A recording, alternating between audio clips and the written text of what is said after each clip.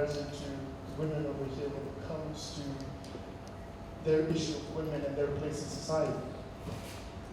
Okay, and first of all, thank you to the EU for organizing this today.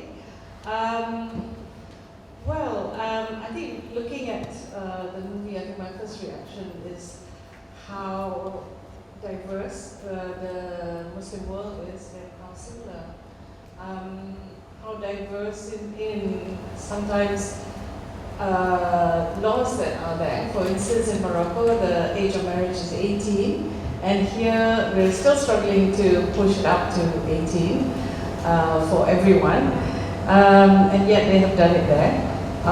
They still, of course, have a struggle with general attitudes and the idea of girls not going to school, but having to get married. But I think it's wonderful, this whole idea of the mujidat who go around and be counselors and advise the girls in a very non-judgmental way. And their aims are very clear: to keep girls in school, to keep girls able to fulfill their rights to education, their right to life, their right to work if they want to. And it's a very nice subtle way, and I think we haven't quite done it in the same way. And all these rights are often in our country projected as if we have the right to school and we have the right to work and things like that. But attitudes are still ingrained in many ways towards women and girls. So there's still work to do. And it seems to me that that's a nice way of going about it, particularly in areas where there's more work to be done, probably in the rural areas. Dr. Rafidah, what I thought was really fascinating about the film was essentially conversations about women, between women, and more often than not, when we see a lot of these cases about child marriage, it really means that there's this distance about how difficult and traumatic some of these things are for these women. Well, what did you find interesting about some of those things that you saw? Thank you very much.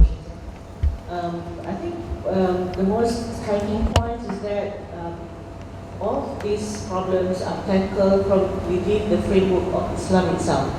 It doesn't borrow values from outside. In fact, if you can see that the Murshida were properly trained, and they were also trying to correct a perspective that external values are always helpful. It is much easier to actually fight for your rights, do the right thing from within the framework of Islam that has always been there. And I think I could feel that what the scenario was shown to us was perhaps we used to have it many years ago, but we have settled it through educations, and we have settled it to a certain extent by legislation. So to me, what Malaysia has done in terms of education for women has actually tackled all the problems that the video has just showed just now. Are you suggesting that there are no problems in relation to this issue? I didn't see that there is no problem. There is still problems, but I still think the education is the way forward rather than legislation. So I think that we will talk about it. Well, Marianne, the numbers about child marriages, when it comes to developing countries, that seems to be where a lot of the problems occur. I was looking at some of the stats provided by the Sharia Judiciary Department. More than 10,000 child marriage applications were made from 2005 to 2015. And it really tries to paint, I guess, this notion about how and why some social and cultural attitudes about child marriage still prevail. So, yeah, just trying to get a sense of, from, I guess, a regional perspective as well about the issue of child marriage that may not necessarily be unique to Malaysia. Okay, Audio, please. Yes, my mic's working now, so it's definitely certainly not unique to Malaysia. It's also not unique to Islam. I think if you look where there's 700 million girls or women, let's say, in the world today that have been married before the age of 18, and that's 10% of the global population. So it is a global problem, and most of those women are in South Asia. So we're talking about India, Bangladesh, Pakistan, so on. And not all Muslim countries. So just because it was on Morocco, we shouldn't think it's a problem facing just a problem with Islam, because it's not. It is more about what you mentioned: social norms, the position of women in society, the position of children in society. And it's interesting also that we often say education would change that, and we believe that and we push for that, especially within the UN and UNICEF. But then you see that here in Malaysia, actually, as more girls go to school, and boys, especially at the higher level and tertiary level, but then they fall out of the workforce. And why? And that goes back to social norms. And when you look at the number of women in power and so on as well, it's very low here in this country. So social norms and beliefs and the subjugation of women is definitely one of the key drivers, I would say. And it starts from a very early age. It's also how gender stereotypes are portrayed in schools, in books, and in conversation, in proverbs and whatever. And that perpetuates that through generations. Sri, of course, in Malaysia, the marrying age for Muslim girls is 16, 18 for boys. How they can marry before, if they get permission from their parents and the Sharia courts. I'm just trying to think of the unique circumstances that approves these applications. Are there a wide variety of circumstances, or is it just usually a repetition of a select few types of scenarios? Because in the press recently, of course, we remember the case of a gentleman in Sarawak who married his rape victim. So that's one circumstance. But are there other circumstances that puts this number closer towards 10,000 in the past 10, 11 years? I've got your question. Although the age of marriage for non-Muslims in Malaysia is 18, girls at the age of 16 can actually petition also, even if they're non-Muslim, to get married, and parents can do that. And with Sharia courts, there's actually no limit, there's no minimum age set. 16 is the age where Muslim girls can get married, but under the age of 16, the parents can get consent from the Sharia courts. And recently, I think earlier this year, there was actually, or late last year, there was actually an interview with the Sharia court judiciary, where they actually said that part of the problem is that the legislation allows for parents to petition the court for consent, which kind of, to me, seems to indicate that if an application is made to the Sharia court and the parents have consented, then the court will actually allow the application. From the kind of conversations that I've had with NGOs and people who are dealing with children a lot, what I understand is that the application sometimes comes in, and a lot of the times it's children who are married off young. They come from lesser privileged backgrounds, so sometimes it's actually a question of money. It's actually as basic as that.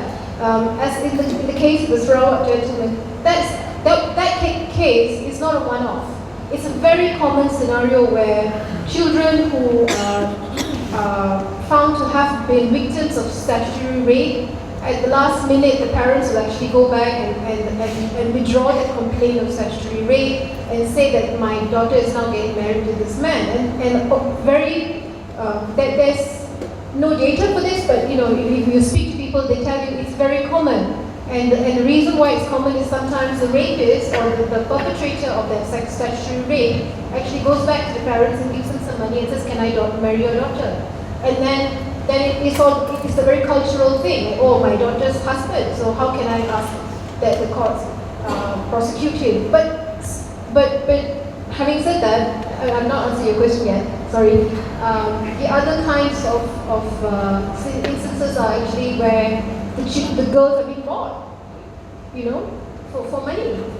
Of course. I've read reports about 5,000 ringgit, Yes. and that's pretty much it. Yes, of course you do have those. I mean, the reason why those loopholes, I believe, were there in the legislation was to accommodate a situation where children actually, I guess, fall in love and want to get married because of that. But I don't think that's, if you look at the statistics, that would probably be a very small number of the prevalent cases. Mostly it would be where the child is actually powerless to consent to that.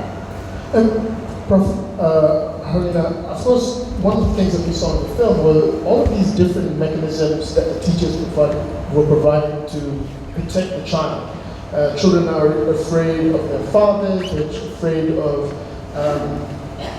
the outside environment from their school. And it seems that in our case in Malaysia, there are less solutions or less avenues for young women to seek refuge when they come to this situation. Because it feels like child marriage is the only option for the parents or for the person involved. What other options are available? Okay, so I guess before I answer your questions, I have my own opinion about why we are starting to see more child marriages in our society.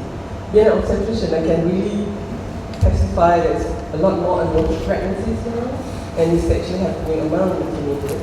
And usually when you have unwanted pregnancy, there will be just 4 A's, which is acceptance, and this is usually by marrying the child off, and then abandonment or adoption, and abortion. So, you know, of course in our society, like my character now, they are married at the age of 13. But at that time, it was really more of family arrangement, and the whole family is there to back them up. As a support system, so. Sure. But now, they actually married off the daughter because she was found to be pregnant. And most probably she's being impregnated by another boy who's only 17 or something. And I actually just the other day had to give this talk about child marriage and the consequences to this group of judges. To tell them that, Your Honor, after they left your court, after you think that the parents actually, this is the best solution, we in the hospital see the different thing. We see, teenage mother being abandoned by the husband, being abused by the husband, and the baby is being, sold to another third party. So we're just saying that before you actually make your judgment, can you just at least make sure that what comes after the child marriage is there? Of course, there's instances where, the parents are really there, both the boy and the girl, but most of the time, it's not like that. So of course, for us activists, and those who are really, in the field, we see the worst case scenario, and most probably, of course, it's not fair to say that this is all what is happening. But I guess that is one of the solutions that parents have to resort to when they have, they just found out that their daughter is actually pregnant.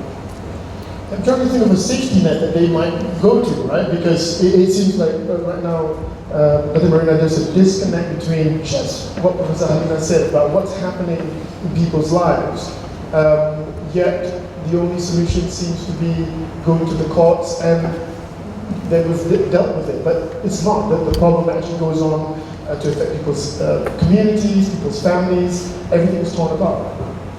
Yeah, because I think, we keep seeing these problems in isolation from everything else.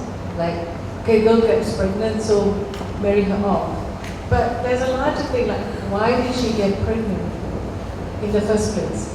Did she know anything about her own reproductive health system? Did the boy know anything? I mean, what were they doing? Did she know how to say no? Etc., etc. So there's a larger picture issue, and like Dr. Rafidah said, knowledge, education is important, but we are shying away from the education part in many cases. What's the type of education that we need then? Well, I think, one is sex education, just to know their own bodies. It seems to be such a touchy topic. But also, about rights. Young girls do have rights, and they're simply not being told that in many cases. And that's really very empowering, and I'm glad to see that that's what the film says, that what the Murshid says, that you have to talk to people about their rights. You have to talk to young girls, particularly, about their rights. And it's very empowering. It helps them direct their lives in a much better way. Dr. Rafidah, the topic of introducing sex education at appropriate age levels, potentially even at primary school, it's been discussed, for some time, but the government and the relevant stakeholders, we haven't pulled the trigger as to whether we actually want sex education. What do you think about sex education as a means to inform young boys and young women to understand the repercussions of their actions?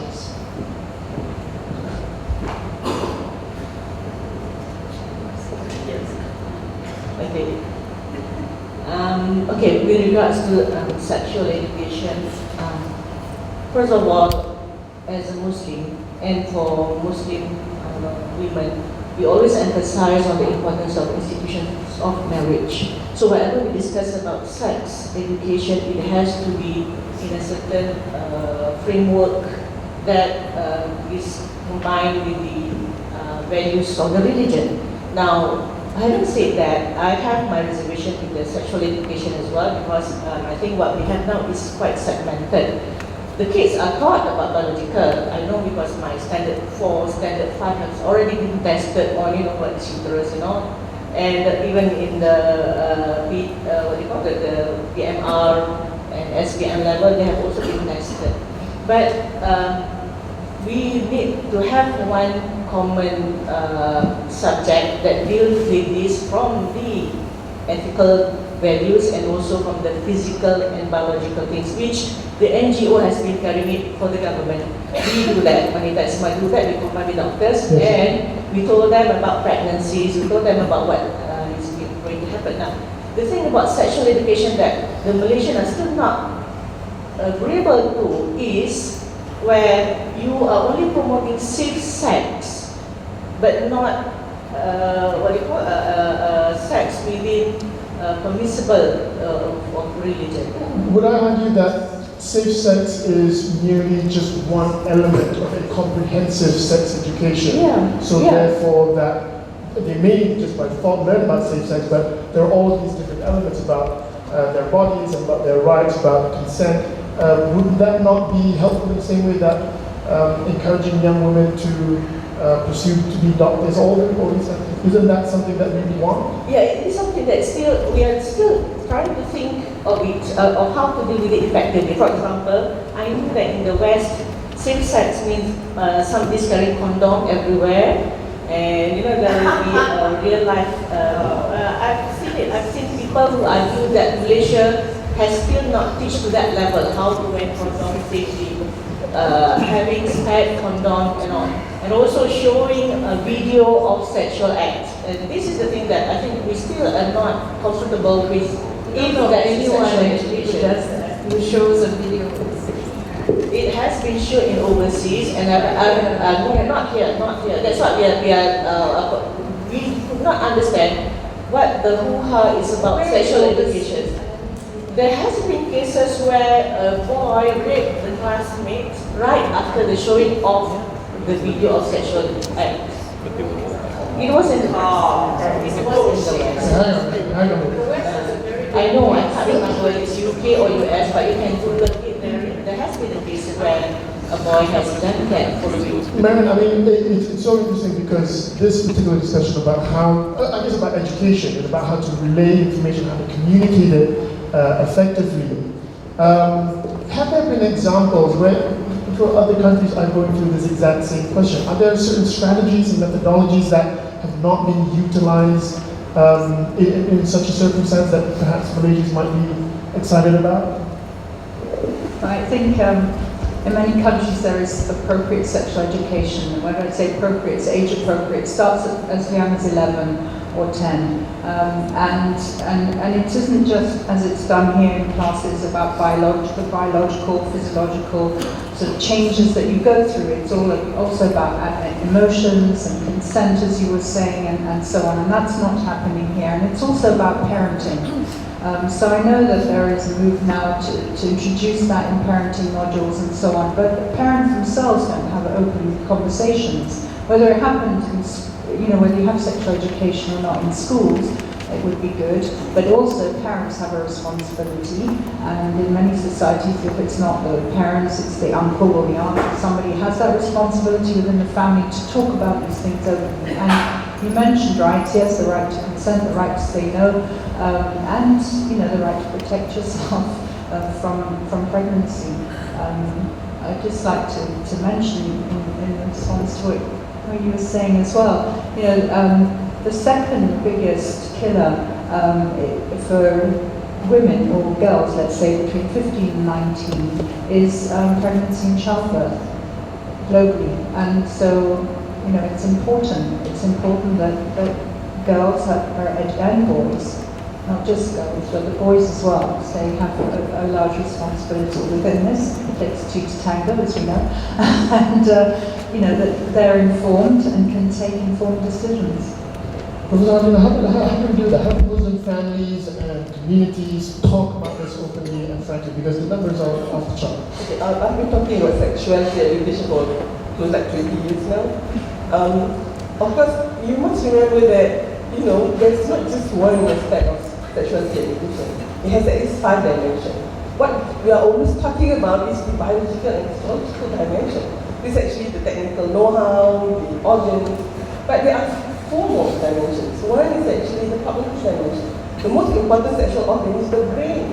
And that's actually the most important, how you look at it, how you relate yourself. And the third dimension would be the emotional dimension. Because it has to be tagged together with the emotion. It has to, at least, coming up with positive rather than negative emotion. And the fourth one would be social dimension. And this is where I think sexuality education is not taught in school. It should not be just taught in school. Started at home. It cannot be taught like maths, physics, or geography, because the family has to sort of decide what's the value. But of course, they have to go to school and learn the socialization. That is the fourth dimension.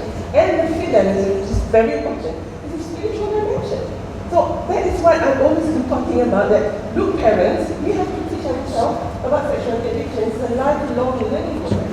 Because all of us have different sexual needs. As we grow older, you're not definitely as young as you are, and your sexual needs are all different. But that kind of openness is to me the first prerequisite before we can actually give our children, our future generations, the right framework about how to actually live their sexuality.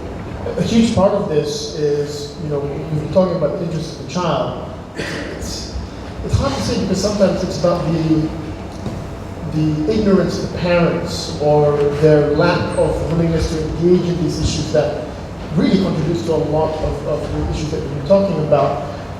What can parents do to find some sort of avenue to learn about these things or to even discuss these things? Because there's no support system that allows that, right? Because it's still a social taboo, and that's the biggest problem that we have. Any one of you? Anna. I think parents do need help.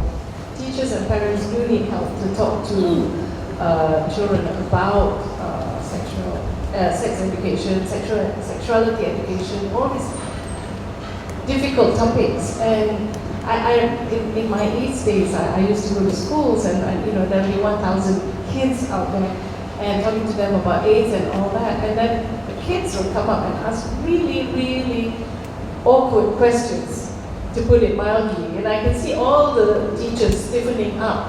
But then they declare that it's me that's answering, but not them. And I think that's what they're afraid of, because there's so many variables nowadays. Kids are seeing things on the internet or on TV, or they're hearing things from their friends, and they're curious. And someone needs to satiate that curiosity, because otherwise they're going to go and find the answers God knows where, and it might be wrong, and that's where it's really dangerous. Dr. Rafidah, you mentioned that in the film, what you liked about it was that it looked at tackling the problems within the Islamic framework, and some of the dimensions that Professor Harina just mentioned that went beyond the physical and sexual dimensions. Do you see a way in which you can approach sex education within those dimensions that she mentioned? It's not just about emotional, but the mental elements. Do you think that can be put forth? If I answer that, because it was startled because I mentioned about the case. It happens in Welsh in 2014, right? Teenage boy raped the female classmate after sexual education. And there's also a case where a Muslim student was forced to sit in the classroom for that purpose, in which the parents do not allow it, but the school says that she has to. So these are the things. I'm not saying that we should go towards that way, but when you feel resentment or a bit of reluctance on our part, it is that part that we have been reading.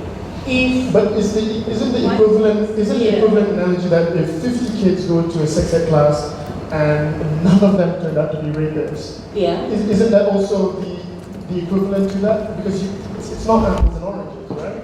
Yeah, but it's also going against the principle of Islam, having to watch two people performing the act.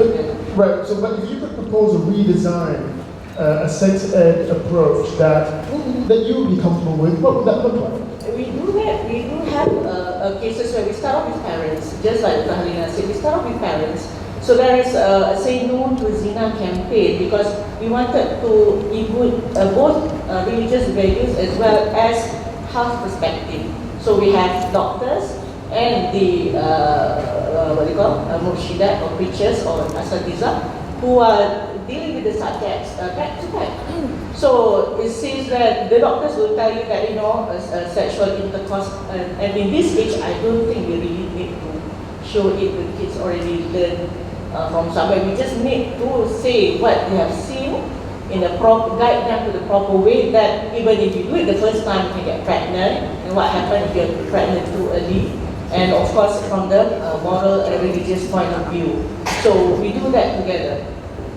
I'm just going to move on very, very quickly. Professor, is there one more comment? Yeah.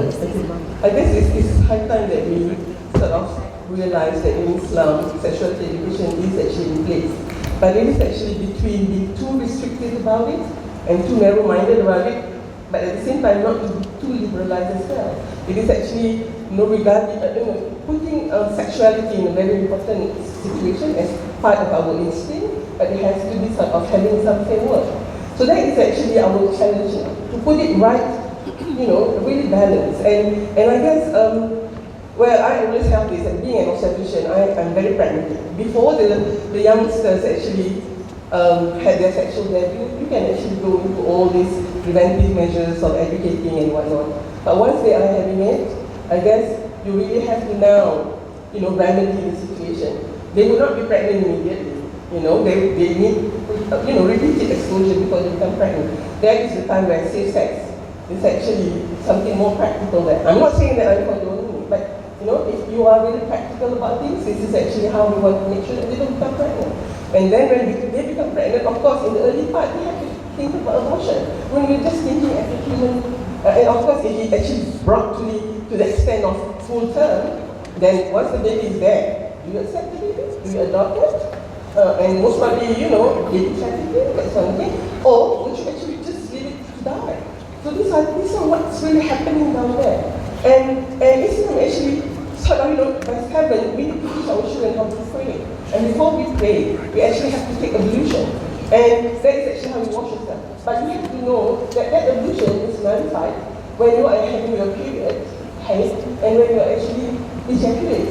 And that is the time when this young 7-year-old has to now ask the parents what is nonsense. So parents, Muslim parents, really have to come. They need to engage. Right. So and that is actually, we have it all, but it's just that whether we really want to take the challenge and to sort of get engaged is what you said. Just moving away from the themes of the film regarding child marriage, what's been quite prevalent in the news, still involving the issue of marriages and the interests of the child, is of course the issue of custody battles and unilateral child conversions. Recently, in the news, Hindu mothers such as Esgiba and Indira Gandhi have been involved in long, drawn-out court battles. But at the same time, if you think that all the actions happening in Parliament or at the Palace of Justice, suddenly the state of Perlis comes up, and they've introduced a piece of enactment basically stating that they've changed the wording of father and mother or guardian to father or mother or guardian. That basically gives either of them the opportunity to change the religion of the child. Sri, could you help break it down, because all these recent events have come in quite quick succession, and where do we stand with these types of developments?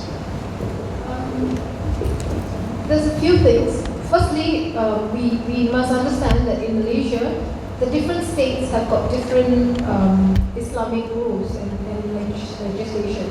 So certain states, when Indira Gandhi's case first came up, and there were a few more cases before that, there was Subhashini and then there was Tika.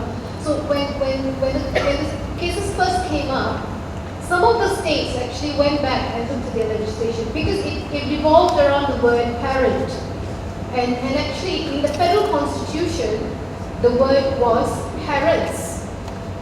And in the Malay version, it was ibu bapa. Okay, and then when it was just a question of translation. When they came up with a new edition of the federal constitution, when they printed it out, they took off the S, so it became parent. And then it's actually just that. That's the worst type of typo. It's just that.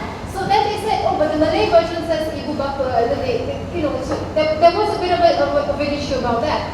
So when these cases came up, and really as a lawyer who does matrimonial disputes, I have to tell you that very often I get clients coming to me, non-Muslim clients coming to me and say, how about instead of going through this lengthy process of divorce in the civil courts, how about if I convert? Honestly, I mean, people come to me and ask me whether this is a solution to getting a divorce. Then I would automatically get custody of my kids, right? I get asked these questions all the time. And a lot of lawyers out there are being asked the same question. It's become like a quick fix. Right, I need custody of my kids, I want to teach my husband a lesson, why don't I just convert? And this is the reality out there. So when these cases came up, some of the states, the Islamic authorities actually were very responsible, and they went back and they changed the words in their particular legislation. So I think it's in Selangor now. Selangor used to be just parent, and then they went and amended that legislation to say parents. So some states have been proactive about it and changed it. Now the draft has been done for the Law Reform Divorce and Marriage Act, and the draft now says that where a child is born into a marriage and is of a particular religion, until the child attains the age of 18, he or she remains in that religion. So that's there, and it's fantastic because it resolves all the issues. Now, with regards to the Perlis state going back and amending their legislation, I don't know why they did that, but there is a light at the end of the tunnel, because once the Law Reform Act comes in and that amendment comes in, it doesn't matter whether the different states have got parents or parents. That will be a global thing that affects all non-Muslim marriages. And really, it's a non-Muslim issue. It's a non-Muslim problem, actually. It's not an Islamic problem. Because the only people who are in this dilemma, they're all people with the result of a non-Islamic marriage. But of course, a lot of child rights advocates have, posed the question that, it's been adopted as a strategy because of this loophole. And it's in fact the kids who go on 5, 10 years, as this case drags on, without any sort of real guidance to being, a young person who's afforded education and a loving family. Are there other ways to resolve these types of disputes? Because it seems that the conversion and then unilaterally converting the child is such an extreme response to a dispute. Correct. And really, Malaysia's a signatory and ratified the Convention on the Rights of the Child. And one of the important articles there is that the child is actually entitled to both parents, to know and to have the relationship with both parents. And the effect, one of the very drastic effects of this conversion of the child unilaterally is it kind of just cuts it off, and the child loses that relationship with the other parents. When you ask me what are the other solutions that can come up, some of those people in those kind of situations, they actually stick through with that marriage. They actually go and convert and they stay back, because it's about mothers and fathers coming to terms with the fact that with the current scenario, if they don't do this, they might actually lose that child forever. Yeah, and that's, some of those cases have actually happened. People have converted to fix it. Marianne, what are some of the rights afforded to a young child in this particular scenario? Because it is, there are a lot of things happening before a child turns 18 before they can actually decide their faith. But in this country, of course, if they've been converted, it's of course very, very difficult for them to appeal that kind of decision. Actually, I'm not aware of this happening in other countries, except for here. It's the first time I came across it. It doesn't mean it doesn't happen elsewhere, but definitely, as she was saying, the Convention on the Rights of the Child is very clear on certain issues. The right to, grow up with knowing both parents. The best interests of the child is key, and I don't think we can argue that's necessarily in the best interests of the child, and also the freedom of choice of that child, and to be consulted in all decisions affecting them.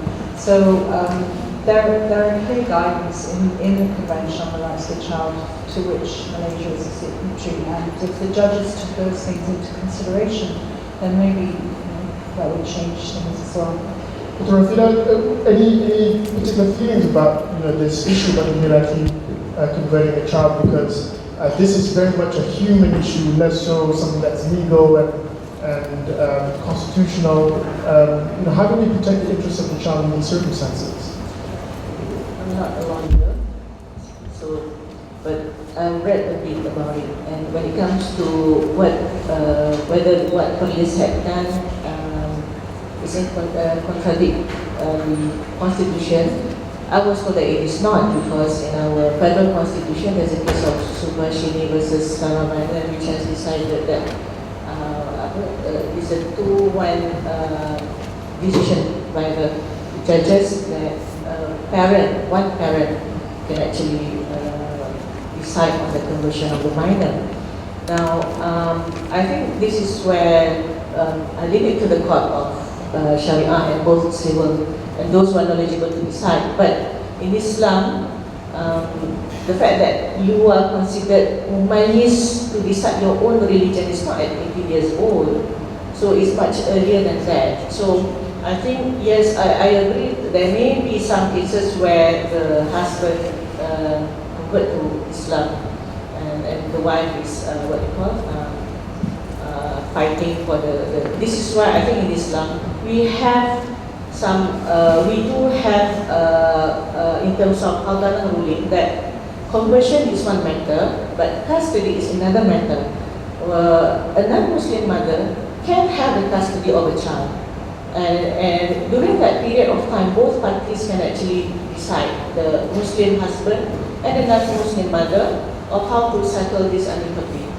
But if we can actually, also be in the father's shoes, or one of the parents, the Muslim parents' shoes, he or she is also having these obligations to actually ensure that the son or the daughter is brought up with the religion that he or she now professes. Just answer.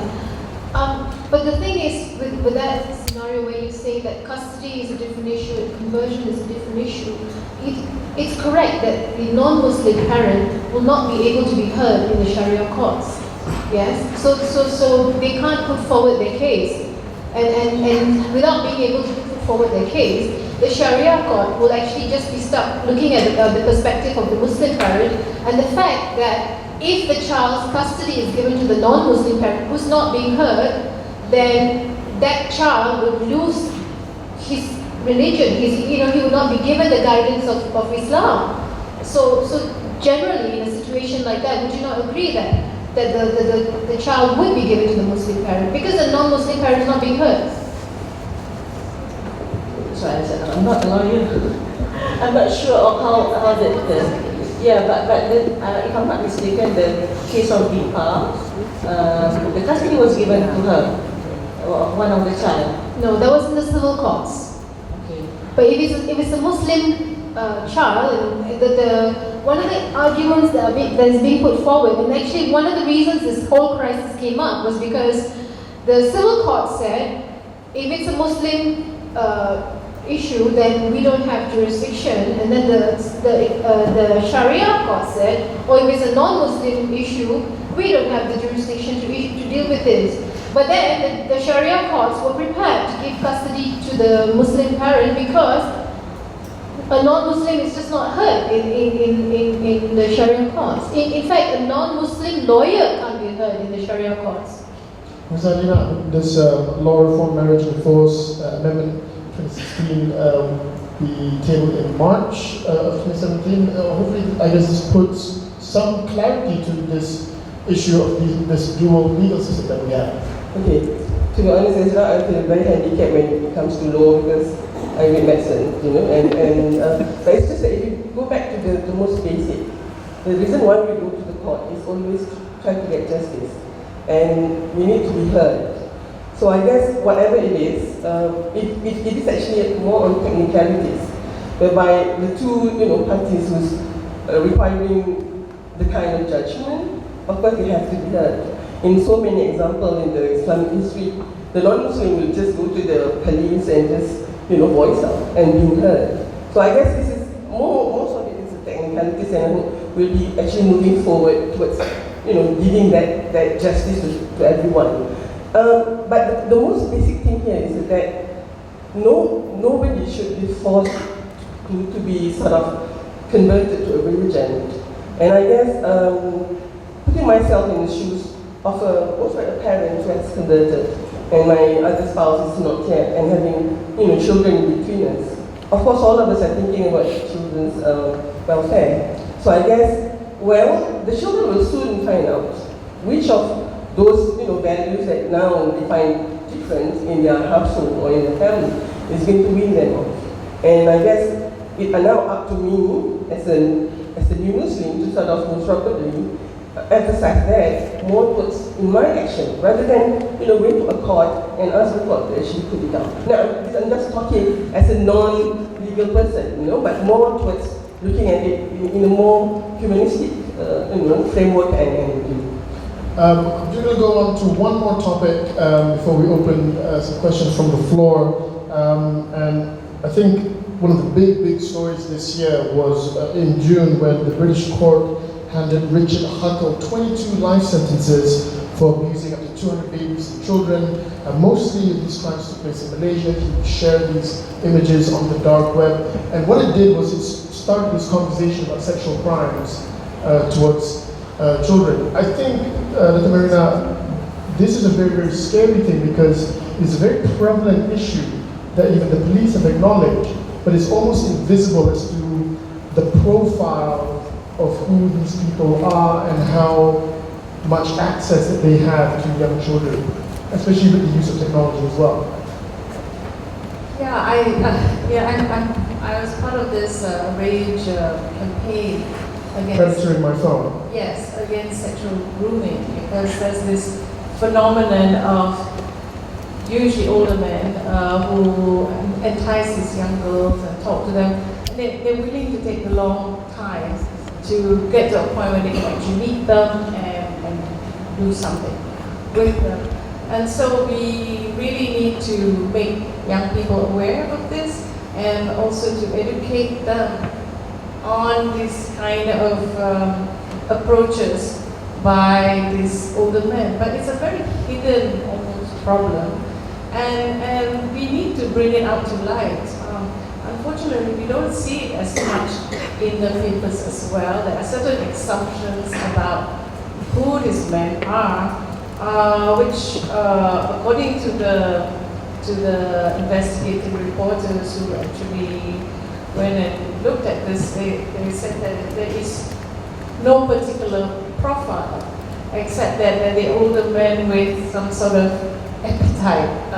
I spoke to these investigators and they said about these profiles that they're bankers and actors. They're every sort of people, and they don't seem to feel, I don't know, this is something wrong, they don't seem to feel any guilt about enticing girls in Form 1 or Form 2, you know. They're quite proud to tell the would-be victim of this as if it's something to also. So there's something really wrong with this, but the only way to solve it is to bring it up to light. And I think one of the worst things we can do is to slip it under the carpet and refuse to talk about it. And you know, because then we have these things like this Richard Huckle thing to happen. And then suddenly there's an uproar. But then it goes quiet again, and we don't know how many Richard Huckles there are out there, and or Rashid Huckles or Ramesh Huckles or local ones rather than foreign ones. Marianne, of course, in terms of the legislative framework, the Child Sexual Crimes Act was tabled in March, and that provides some backbone towards the relevant authorities in addressing this. Are there other ways to tackle this issue of sexual grooming and improving circumstances to how we tackle it? I mean, I think what Marianne said is very true. I mean, first of all, what we do already, UNICEF with DG and others, do a lot of education on digital safety, and that involves, being aware of some of the dangers, being able to take advantage of what the internet does have to offer, being aware of some of the dangers that it also presents. And that isn't just for young people, but also that parents get educated. So, safe digital use. And that's ongoing. It's ongoing in Malaysia. I think it could be more extensive. It's done by private initiatives, I would say, but it could be inserted into school curriculums. It could be inserted into workplaces as well, where parents are. That's definitely, because legislation, yes, it helps. It gives that framework, and it helps to then prosecute people, but it's hard to detect it. There is a need for capacity. I think also the government or the police themselves have said that they now have this unit for sexual crimes, but they don't have the capacity to monitor the dark web and so on. So there is a need for capacity building. I know that many of the embassies and others have also already bilaterally offered assistance with that. And then with any legislation, it's a question of being able to implement it and enforce it, and then having support structures around as well for when such a case does occur, to help those victims or those who have been subjected to it. But young people amongst themselves can also do a lot to educate each other. From what you've seen in the legislation in this bill, because I think it tries to deal with sexual grooming and child pornography, expands the application of existing penal laws. It's encouraging, it's a good start. Yeah, definitely. And what's really encouraging is that there has been a consultative process put in place, and I think that's a real credit to the government of Malaysia, that there was consultation with civil society and others. UNICEF is also part of that consultative committee, as many others I can range as well. So we hope that when the law comes out, and I believe it's now in the adjacent chambers, it will be comprehensive and won't just be focused on one particular part, because there's much to be reformed and much to be reformed as well. The penal code, as I'm sure can speak to better than me. Sri, you're the lawyer on the sake. I was part of that special task force. Yes. And she's right, but Marianne's right, because legislation can only do that much. And with the grooming, the issue of grooming especially, what it says is if a person communicates with a child with a view of meeting the child with a view of sexual exploitation, then that's a crime. Okay, and the gist of that's the gist of it, and that's kind of how it's going to be drafted. It was drafted. But then that evidentiary part of it comes in. You know, how enforceable is this? How are you going to find this? All right. In the case of sexual grooming, the problem is that the children are made to consent. It's not rape. In the violent sense.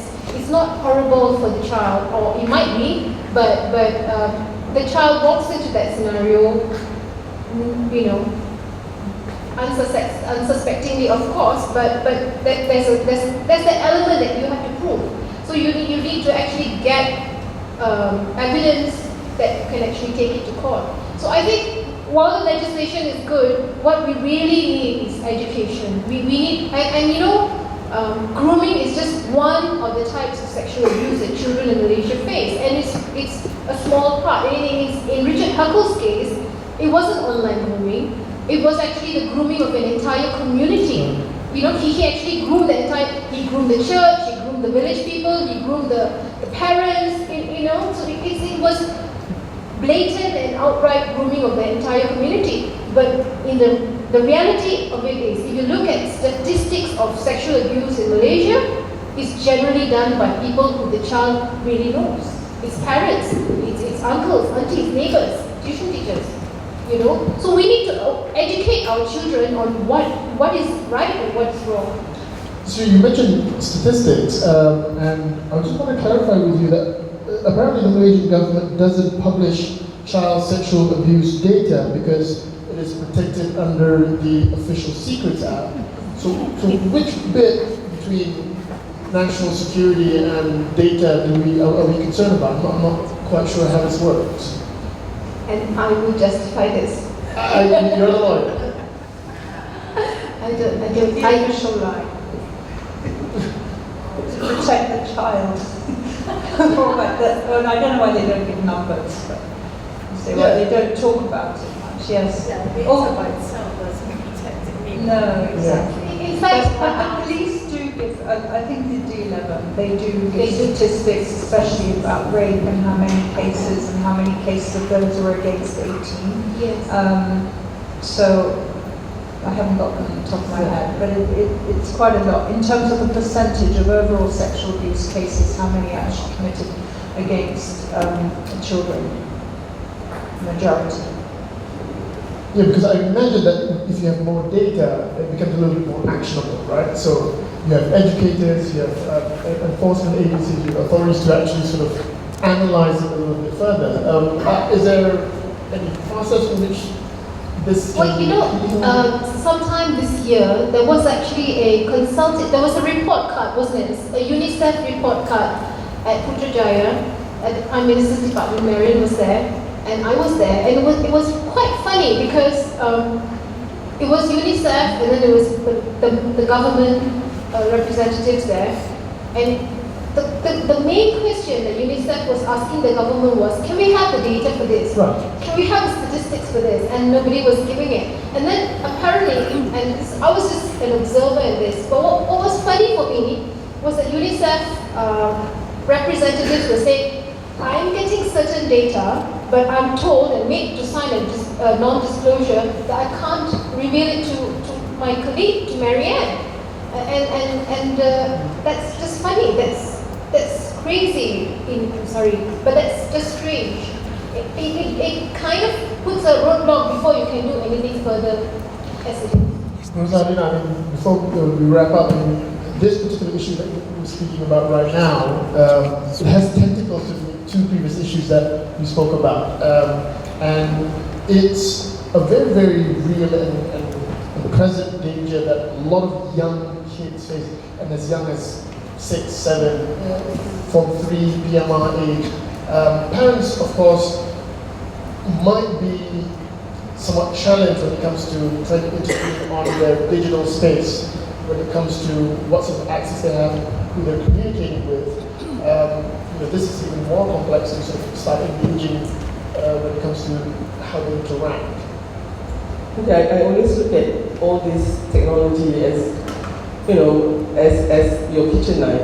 You need it. It's a Swiss Army knife. Right. Yeah, and you can also use it to stab somebody, in the heart. But definitely we have to sort of, this is the way to go. Our children is actually going to live with this digital environment. And if I can only change one thing, in this society, it is actually to be more assertive in whatever we do. In whatever, we have always been a very passive society. And in that sense, we have, aggression coming in. And most probably, when the passives, they don't know what to do, then they become passive-aggressive. But we really have to be assertive. We really have to teach our children what it is being assertive, to ask questions whenever they feel it is not right. And for us to be there to answer. And definitely sexuality education is actually tailored to each and every child. And that is their right. You might have 4 children, but they are not actually coming up to maturity the same age and the same level. You have to sort of start to answer the question and then know where they're getting all this information. So if I can change one thing in this world, it is actually to make every parent become assertive enough and be confident with their parenting, and for children to be assertive enough to come up to their parents and say, gee, Mama, I do not know this, can you help me? And I think that's the most important thing, We're gonna. No, I think I just would add to that I think parents also need to be alert. I mean, you can't be assertive if you're not aware of what's going on. And unfortunately, I think a lot of parents are just simply not keeping up with their kids, with their social media and all. And there's so many avenues of communication with them. And we need to be aware of how each one of those things work. Yeah, I'm already getting lazy. Yeah, it's a real thing because I have a 5-year-old nephew as well, and the things that he's talking to me about, I'm just I'm checking out. This is tutorial. It's so easy